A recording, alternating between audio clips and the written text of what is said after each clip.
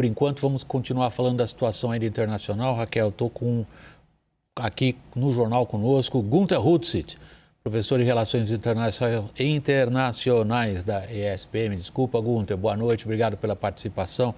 Gunther, há um aspecto aí que eu gostaria muito de ouvir a sua avaliação.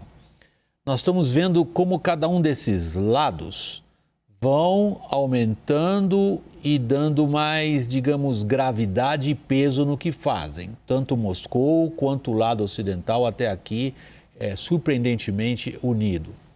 O que o Biden e os ocidentais estão fazendo, na sua avaliação como especialista em segurança internacional, faria o Putin voltar atrás?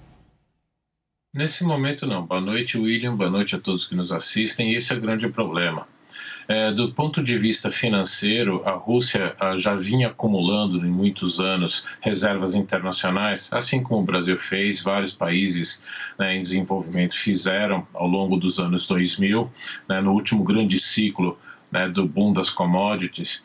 E, principalmente, nos últimos 3 anos, o presidente Putin reforçou essa reserva esse acúmulo de reservas internacionais, justamente antevendo que a reação ocidental seria nisso.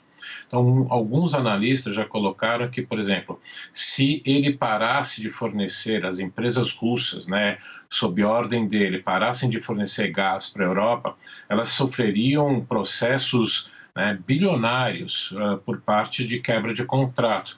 E essas reservas serviriam justamente para isso. Então, nesse primeiro momento, eu não vejo como essas sanções, que são duras e estão começando a ser direcionadas, como a Heloísa Vilela bem colocou, para um círculo né, da alta economia dos grandes oligarcas russos, para fazer com que a vida deles seja um pouco mais custosa, é a forma de tentar ir um pouco além dessas tradicionais sanções econômicas que foram implementadas. Gunther, eu queria dirigir sua atenção mais para o lado político dessa questão das sanções. O que o Putin tem na cabeça sobre a Ucrânia e o que ele gostaria de fazer com a Ucrânia, ele vem nos apresentando desde 2007, 2008, o mais tardar lá para trás. Parece que ele age agora porque, na percepção dele, ele vê um adversário enfraquecido, vulnerável e incapaz de exercer liderança. Em que medida essas sanções e o anúncio de mais retaliações à Rússia faz o Putin eventualmente mudar de percepção? Olha, eu não acho que ele tenha essa disposição e vontade mesmo de uma invasão em larga escala. Ele criou todo esse cenário para dar essa realmente percepção por parte dos americanos que ele está falando sério, porque sanções em mais larga escala, por mais que, como ele tenha acumulado essas reservas, no médio e longo prazo vão afetar profundamente a economia russa.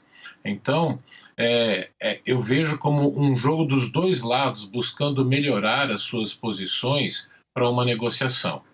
O grande problema que eu vejo é que a porta que ainda estava aberta para uma negociação que poderia amenizar essa pressão, né, no curto prazo, seria a reunião entre Blinken e Lavrov, né, os dois ministros das Relações Exteriores, foi cancelado.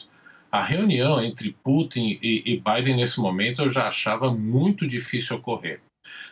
Essa porta sendo fechada só vai deixar aberta a única porta, que é via Europa, principalmente Macron, buscar tentar trazer de novo os dois lados para a mesa. Então, nesse momento, eu vejo os dois lados, principalmente Estados Unidos e Rússia, buscando melhorar as suas posturas, as suas posições, com mais ameaças para uma negociação futura.